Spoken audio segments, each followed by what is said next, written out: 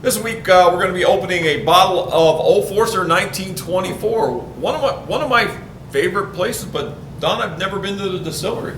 You know, Charlie, that has got to be one of our next road trips because that distillery tour is actually one of the best in Kentucky.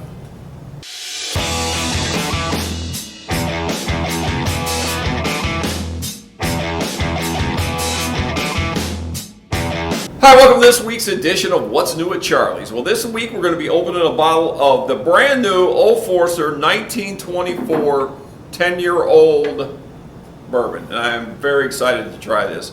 My good friend, Mr. Don Williams of Bourbonful. How are you, Don? I'm good, Charlie, and you know, this is a special addition to the Whiskey Row series that's already in place. Yeah. And I'm looking forward to it because Old Forester, in the Whiskey Row series, the 1897 Bottle and Bond, great everyday drinker. Yep. The 1910 is one of my favorites, Old Fine Whiskey, and then you have 1920 Prohibition Style. Those are three whiskeys that are always on my shelf. Yep, absolutely. And now this new edition comes in at a little higher of a price tag. It does. And it's a little pricey, but it is a 10-year-old. Yeah, it is a 10-year-old, and it is a brand new mash bill for Old Forester. Really? Yep. Under the Old Forester label, this mash bill has never been used before. Wow, that's exciting. So what is the mash bill? Well, do we know? The new mash bill is exactly, it's 100 proof, but it's 79 corn, 11 rye, malted barley, 10% malted barley. Oh, that sounds good. Yeah, and it's actually a higher corn version of their traditional mash bill. But I'll tell you what the connection is on that in a little while. Okay, all right. So we got a new. Not only do we have a kind of a new age statement. I mean, their birthday bourbons have come in around the 12-year mark before, but nothing else on the shelf from them is consistently at a 10-year mark. So this is their first entry into that. Right. So yeah, so it's exciting. But let's just open it up. Yeah. What else you got for it? Anything else or? Well, so Brown-Forman, you know, there's a lot of history with Brown-Forman. They are one of the only distilleries that operated before, during, and after Prohibition, same ownership group. Yeah. Basically, you know, their history goes back a long, long ways. Yeah. In fact, George Gavin Brown of Brown-Forman, I just found out was actually an early rectifier. Really? And you know, you don't read a lot about that, but he actually goes back a long ways, and he was part of this brand. But once we sample this, I'm going to tell you where I think the mash bill comes from. Okay, all right, that's cool. Cheers. Cheers, man.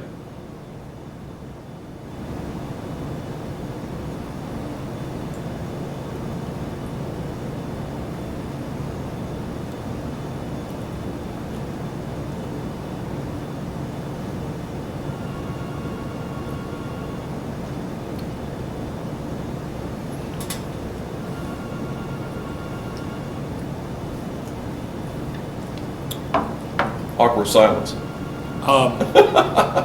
It's obviously, to me, Yeah. the age shows through. Yeah. Yeah, it's more mature. It's very mature, very mellow, kind of mellow, right? Right. Very viscous, kind of taste. I got some floral notes right off the get-go, but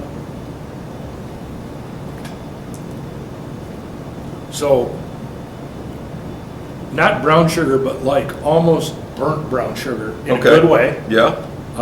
Tobacco, leather. It's got that kind of like old school bourbon taste to me. Yeah. Yeah. And that probably comes from the extra age, you know. But it's also a different mash bill than what we're used to. What we're used to. And the sweetness comes through. It really does. It's pretty sweet on the top end too. Yeah. I thought it might be a little sweeter though. Like, yeah, it doesn't overpower. But I think it's countermanded a little bit by the time in the barrel. By time in the barrel. So I looked it up, and from roughly the 1920s or 30s, Brown-Forman owned Early Times whiskey. They owned the brand. Okay. At one time, they produced enough Early Times to make it the #1 whiskey in the United States for a period of time. And it wasn't until 2020 that they actually sold the Early Times brand to Sazerac. Okay. Okay, but the mash bill that they advertise of this product is the same as Early Times. So my guess is that they had a whole bunch of aging Early Times stock left over Yeah. that they felt that deserved something Worthy of this. Yeah. right. I'm speculating a little bit, folks, but to tell you the truth, it's no coincidence that a brand that they own for 50, 60, 70 years, this is the same exact mash bill. Yeah, it makes sense to me. So, but it's definitely done.